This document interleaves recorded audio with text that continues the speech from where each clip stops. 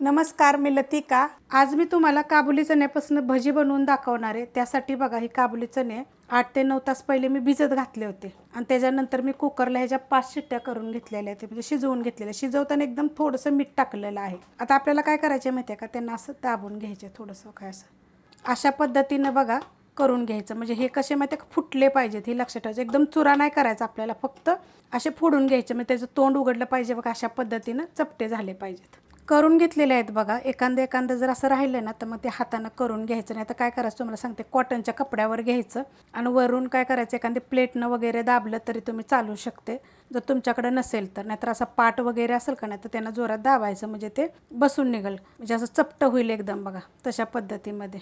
आता आपण ह्याच्यामध्ये साहित्य टाकून घेऊया।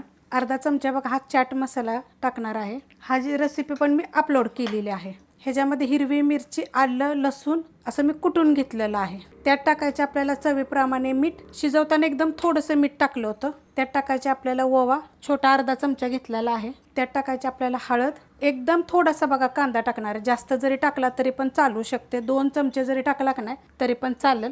कोथिंबीर टाकणार आहे आणि आता हे काय करायचं, आपल्याला असं मिक्स करून घ्यायचे।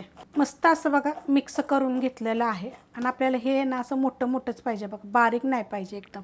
त्यात टाकणार आहे मिरची पावडर, अर्धा चमचा घेतलेली आहे। तुमच्या तिखटाप्रमाणे टाका। पहिले आपण ह्यात हिरवी मिरची पण टाकलेली आहे, तर कमी जास्त करून, किंवा नुसती हिरवी मिरची जरी तुम्ही टाकली तरी चालेल।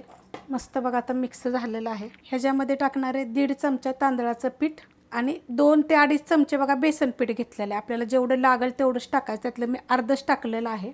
पहिलं आपण हातानं चांगलं मिक्स करून घेऊया। मस्त असं बघा मिक्स करून घेतलेलं। आता ह्याच्यामध्ये काय करायचं आपल्याला माहिती आहे का, थोडं थोडं पाणी टाकायचे, एकदम जास्त पाणी टाकायचं नाही आहे, आणि कालवून घ्यायचे।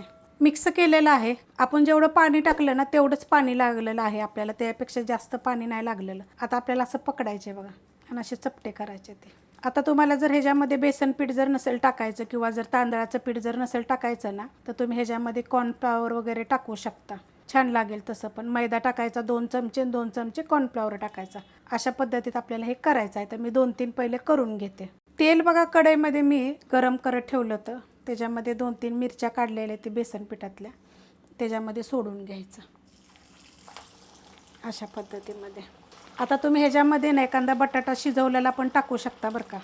आता हे कसं खायचं, टमाटर सॉस, चटण्यांच्या तर खूप रेसिपी मी अपलोड केलेल्या आहेत। गॅस आहे मिडियम गॅसवर आपल्याला हे करायचं आहे। नाहीतर काय करायचं, आपण जे वडापाव बरोबर पाव आणतो ना, त्याच्यामध्ये जरी तुम्ही टाकून जरी खाल्लं तरी चालेल, नाही तर बर्गर टाईप जरी करून खाल्लं तरी चालेल। आपण त्याची पण रेसिपी अपलोड केलेली आहे।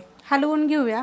आपण जसं बर्गर बनवतो ना, तशा पद्धतीत सुद्धा तुम्ही ही खाऊ शकता करून। बर्गर रेसिपी मी अपलोड केलेली आहे, त्याच्यामध्ये जी मी टिक्की बनवून टाकलेली आहे ना, तशा टाईपमध्ये बघा ही टिक्की टाकायची आणि सेम बर्गरसारखं करायचं आणि मुलांना खायला द्यायचं। तर सुट्टीमध्ये काय असतं माहिती आहे का, मुलांना असं वेगवेगळं खायची इच्छा होती आणि आपल्याला काय होतं, वेळ नसतो, थोडक्यात काहीतरी करायचं, पण चवीला पण छान पाहिजे आणि पौष्टिक पाहिजे।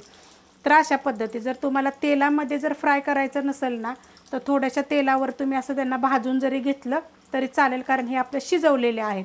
तर आता हे मी पहिलं गोल्डन कलरवर फ्राय करून घेते। मस्त असे बघा फ्राय झालेले आहेत गोल्डन कलरवर। आता हे आपण काढून घेऊया। चाळण घेतलेली आणि एक प्लेट घेतलेली आहे, त्याच्यामध्ये मी असे काढून घेते बघा, मस्त एकदम, आणि कुरकुरीत होतात एकदम कडक असं।